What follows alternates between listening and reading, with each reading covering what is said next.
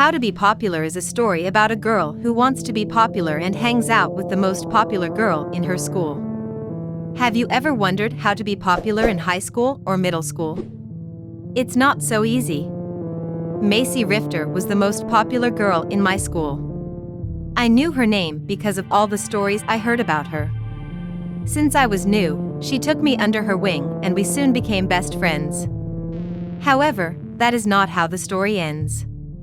There is a story hiding behind the one I just told you. A terrifying story that left me scarred for life. Macy Rifter was staring at me. I was sitting a few tables away from her, all by myself. I started to wonder why she was taking such an interest in me. Perhaps it was because I was the new girl. Eventually, Macy got up and walked over to me. "Hi, my name is Macy," she said, flashing a smile. "But I'm sure you already know that." It was easy to see why she was the most popular girl in school. She looked pretty and spoke politely. Everything about her was nice, sweet, and wholesome. Most of all, she was very smart and knew how to manipulate people. "Nice to meet you," I replied, holding out my hand. "I'm Bobby." She shook my hand firmly and flashed her winning smile again. "How about you come sit at my table," she suggested. I nodded my head. Then, picking up my lunch tray, I followed her back to her table. She pointed at another girl and told her to sit at another table. She told me to sit in the girl's spot. I felt bad about forcing the other girl to change seats, but shook just it off. I mean, I was with the most popular girl in the school. Who was I to question her rules? After lunch, I realized I was in all the same classes as Macy. In a polite tone, she ordered me to sit beside her in every class. But something didn't feel right about her. I shook off the strange feeling and did whatever she told me to do. We quickly became best friends. Through her, I made other friends, and as time went by, those friends became very popular. Even more popular than Macy. Eventually, Macy became unpopular. She was sad and depressed, and I tried to cheer her up, but it was no use. I began to hang out with my other friends, partly because I wanted to distance myself from Macy, but also because Macy had shut me out.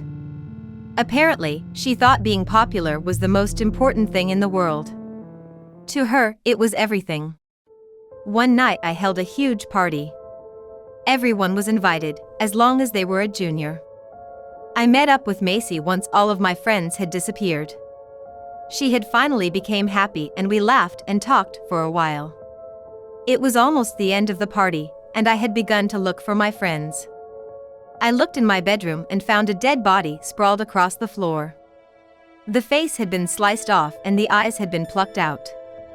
I screamed and ran to Macy. Everyone else had gone home and she was the only one who had stayed. When I opened the door, I was horrified. Everyone was dead and their mutilated corpses lay in a huge pool of blood. Macy stood in the middle. The corpses were set up around her, their sightless eyes staring at her as if in adoration. When she turned and saw me, an evil smile stole across her face. She was holding a large kitchen knife in her hands. "What did you do?" I yelled and started to cry. "I killed all your friends," she replied simply. "They were ranked above me, and I had to become popular again. It's not easy. How do you think I managed to stay popular all these years?" She shoved me into a corner and held the knife inches away from my face. "Are you going to kill me?" I asked through clenched teeth. "You know I have to," she replied, stroking my hair with the tip of the knife. "You're the only one standing in my way." "But I'm not even that popular," I said, my voice breaking. "But you're more popular than I am," said Macy as tears started to stream down her face. "I want my popularity back. Besides, now you know about all this, I can't let you live." She launched herself at me. Grabbing her wrist, I managed to wrestle the knife out of her hand. It fell to the floor. She put her hands around my throat and started choking. I kicked and squirmed, trying to break her grip, but she was too strong.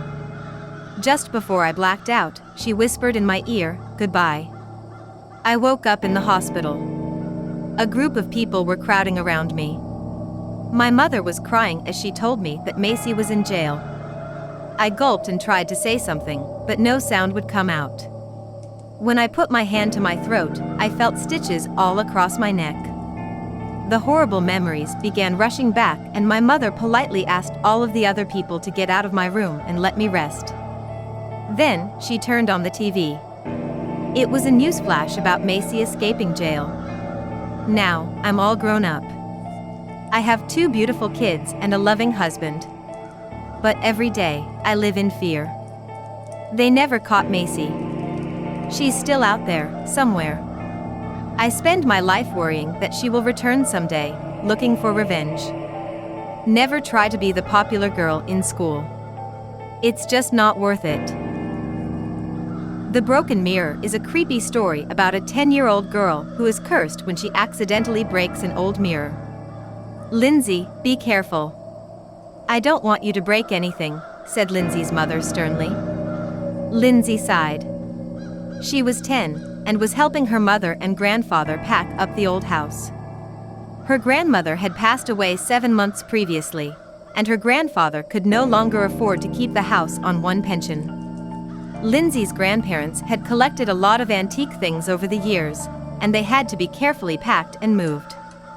Especially that old mirror there, said Grandpa, coming out of nowhere. Lindsay and her mother jumped. He had always had the habit of doing that. Why? Asked Lindsay curiously, because breaking a mirror means 7 years of bad luck. And that mirror has a curse. If somebody broke that blessed glass, they would have not, but the worst experiences hell could produce, he warned.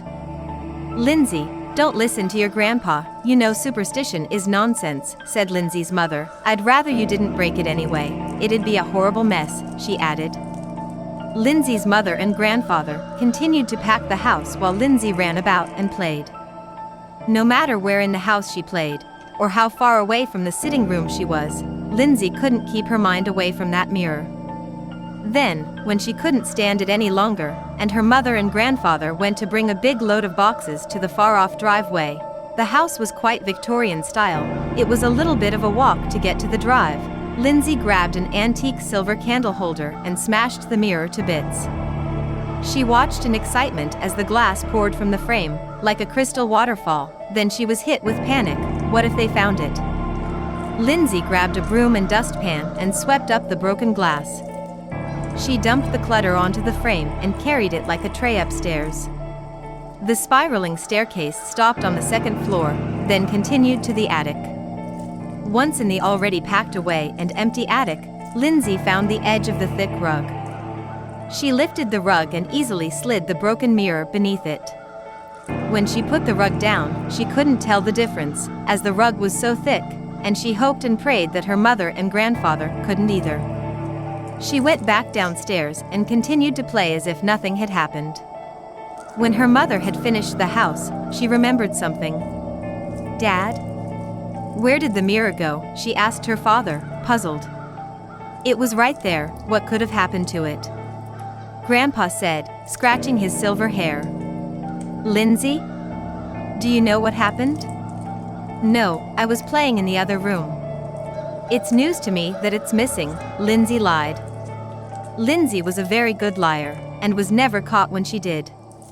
Her mother and grandfather were so tired that they really didn't look further into the matter.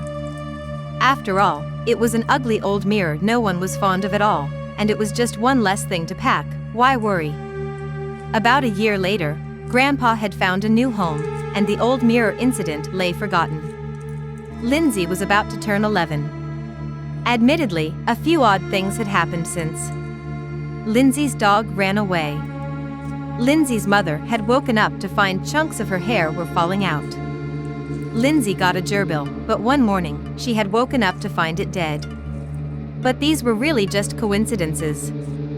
The dog liked to roam. Maybe that day he had forgotten how to get home. The doctors said that Lindsay's mom had had anemia for a while. It was only just starting to show itself. Perhaps it was just an unhealthy gerbil. Lindsay's birthday finally arrived. and while her mother was cutting the cake, the telephone rang. Only the first of 7, an ominous and unknown voice had said. Her mother hung up the phone, believing it to be either a prank call or a misdialed number. Then the phone rang again.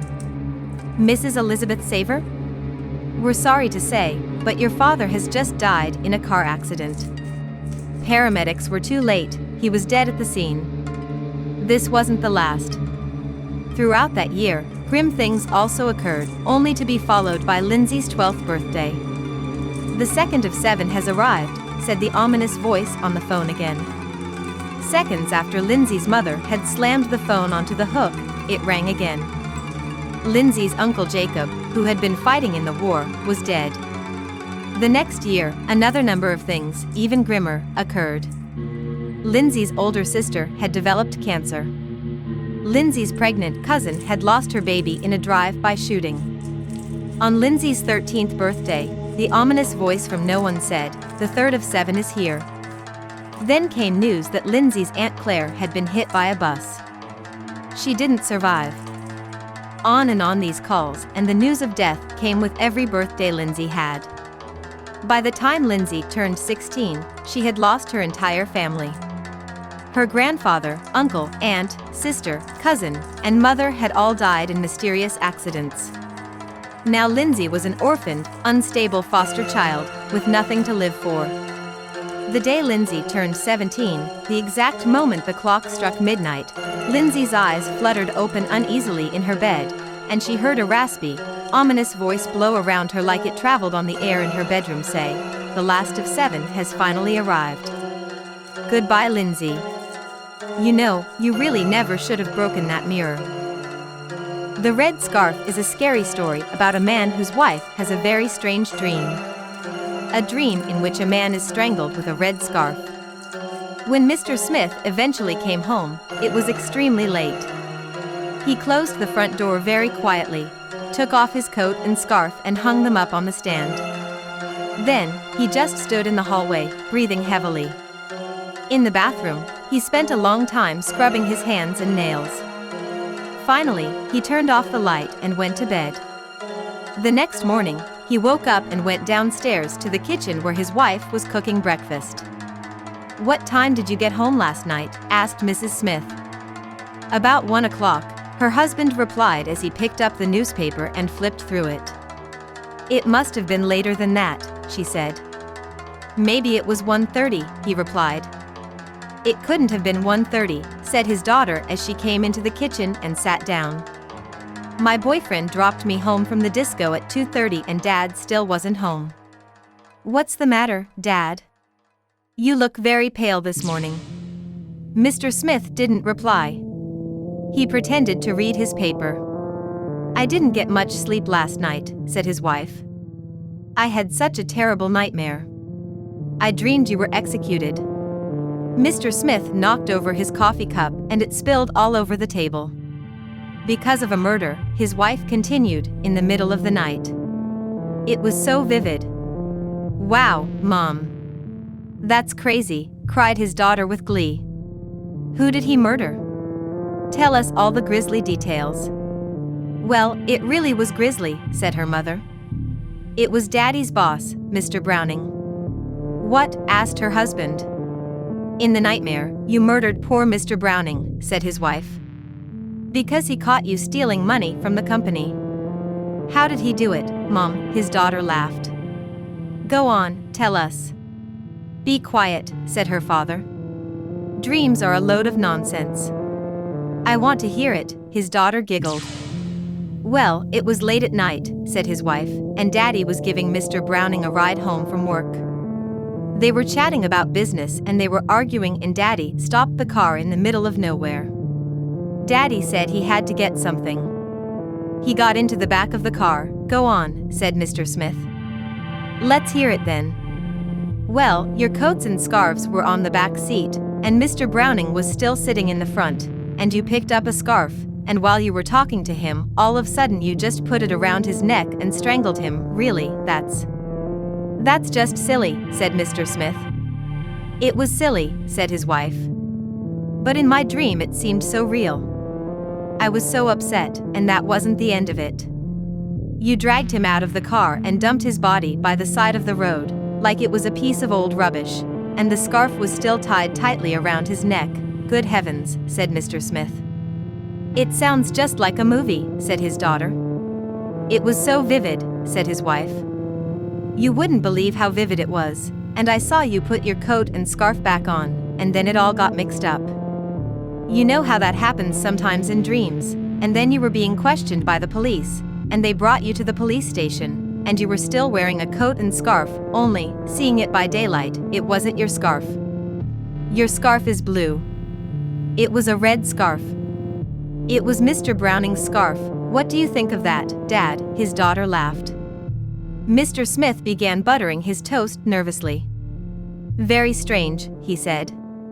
It's silly, of course, said his wife. I just thought I would tell you. Maybe it's not so silly, said her husband. In fact, I did give my boss a ride home from work last night. We had a very serious talk. Not to go into details, but he was acting very strange. Maybe it was later than I thought when I got home. He told me to stop the car and he got out in the middle of nowhere. When I left him, I had the most horrible feeling. It's very dangerous on these deserted country roads. You don't know what kind of madman you might cross paths with.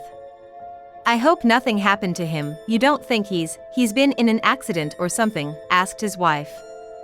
I hope not, said her husband. But these days, you never know who you're going to run into. Good morning, Mom, cried his son, as he burst into the room. Morning, Dad. I better get going or I'll be late for school. It's cold outside today. Who owns this scarf, by the way? It's not yours, is it, Dad? Yours is blue. This one is red. Can I take it? Mr. Smith took one look at the red scarf and put his head in his hands. What's the matter? Asked his son. Did I say something wrong? Just then, the doorbell rang. The Old Lady is a scary story about a lonely woman who has a collection of severed heads. The policeman sat on the sofa with his pen and notebook in his hands. The old lady came in with a cup of tea and set it down on the table in front of him. Before you take me down to the station, perhaps I should tell you why I did it, officer, she said. The truth is, it was mostly for the company. It gets very lonely when you're an old lady and young people never seem to want to spend any time with me. I enjoy just sitting and talking. The policeman stared at her impassively. Mrs. Ordway was the very first, she said as she sat down in her comfy armchair. I remember it like it was yesterday. She came to my door selling beauty products.